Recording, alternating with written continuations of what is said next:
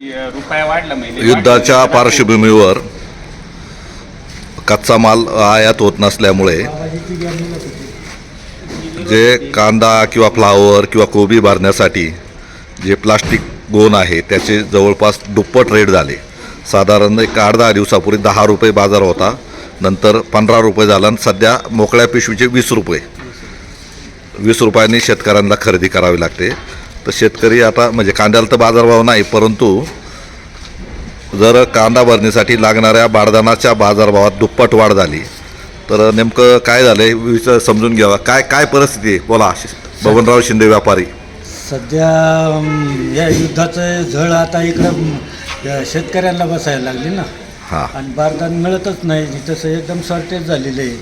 आणि त्याच्यामुळं मग स्टॉकवाल्यांनी भाव वाढवले किंवा कच्चा माल बाहेरून येत नाही येतच नाही. आणि त्याचा फायदा घेत काही स्टॉक करून ठेवणारे त्यांनी सुद्धा या कच्च्या बारदानाचे म्हणजे प्लास्टिक त्याचे बाजारभाव दुप्पट केले. साधारण 8-10 दिवसापूर्वी 10 रुपये होता, नंतर 15 झाला आणि आता 20 रुपयांनी 20 रुपये मोकळ्या बारदानाची किंमत आहे. आणि कांद्याला बाजारभाव काय आहे, कसा किलो आहे आता सध्या अंदाज? सध्या कांद्याला 10 रुपयापासून तर 14-15 रुपये म्हणजे किलो आहे.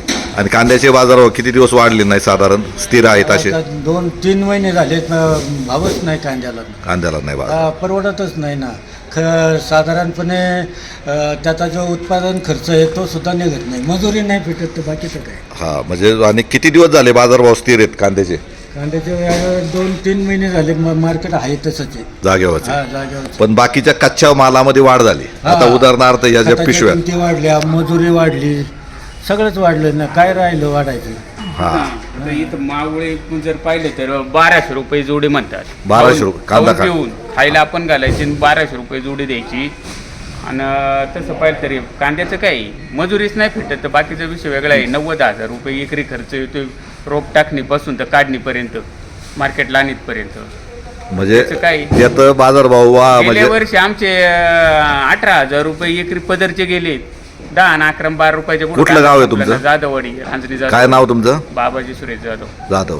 म्हणजे तुमचं काय म्हणते कांद्याचे बाजारभाव वाढले नाही, परंतु उत्पादन खर्च वाढलाय. उत्पादन खर्च वाढलाय आणि बाजारभाव नाही ना वाढले. आणि त्या तुलनेत आता या ज्या पिशव्या आहेत त्याचे पिशवीचं तर आता वाढलं पुन्हा या युद्धाच्या याच्यामुळं म्हणजे शेतकऱ्याला फार अडचण आहे.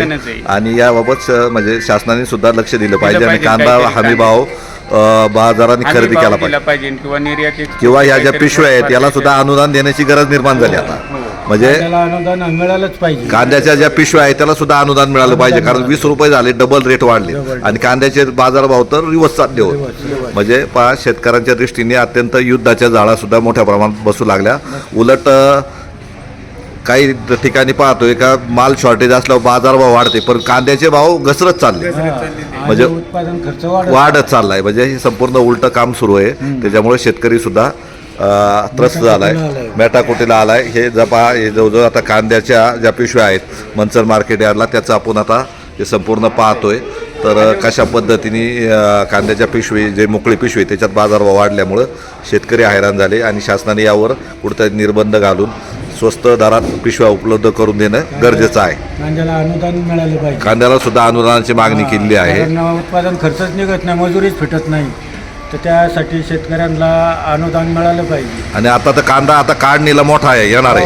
तो आता 8 ते 10 दिवसांनी फुल आहे आपल्या इकडं भरपूर काढण्यात आली होती. कांदा काढणी होणार आहे, म्हणजे पहिला जुना पडलेला आहे. आडवा संपला का चालूच झाली कांदा काढणी. कांदा काढणी बाजार तर काहीच नाही आता. काहीच नाही.